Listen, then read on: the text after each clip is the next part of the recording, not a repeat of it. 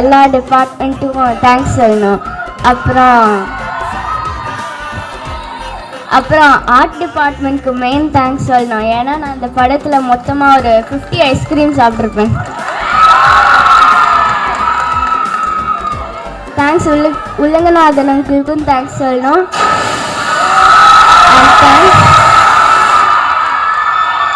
And thanks to my favorite AD Dost. I like this flavor pa.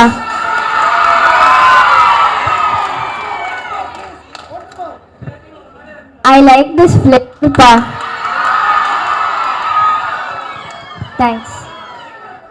அப்புறம் legend அங்கிளோட ஃபேன்ஸ்க்கு எல்லாம் ரொம்ப thanks.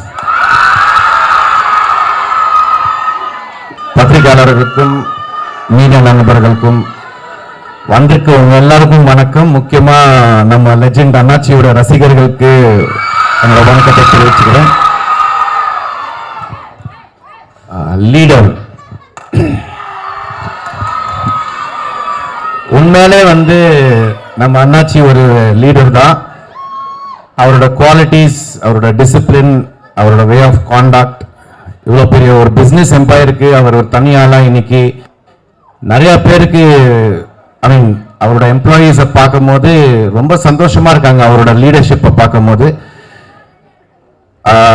Correct, அதுக்கு தான் அவர் லெஜெண்டுங்கிற ஒரு பேரை கொடுத்துருக்கோம்.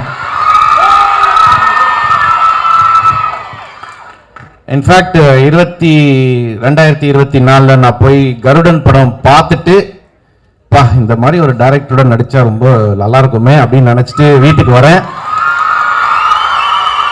ஒரு 2 daysல நம்ம நிக்கில் முருகன் ஃபோன் பண்ணி, ஷாம் ஒரு படத்துல நடிக்கணும். சரி எந்த படம் அப்படின்னா லெஜெண்ட் சரவணன் சாரோட படத்துல நடிக்கணும். 2வது அதோட டைரக்டர் துரை செந்தில்னு சொல்லும் போது அன்னைக்கு நான் நிக்கிலுக்கு நன்றி சொல்ல முடியல. காரணம் என்னடா போன்ல தான் பேசணும். ரொம்ப ரொம்ப நன்றி Nikhil for giving me this opportunity. அப்புறம் செந்தில் சார் என் ஆஃபீஸ்க்கு மீட் பண்ணி கதை சொல்லணும்னு சொன்னாரு. சார் கதையெல்லாம் வேணாம், உங்க படத்துல நான் நடிக்கணும், உங்க டைரக்ஷன்ல நடிக்கணும். காரணம் என்னடானா one of the most responsible director of Tamil cinema அப்படின்னா நம்ம துரை செந்தில் சார்ன்னு சொல்லலாம்.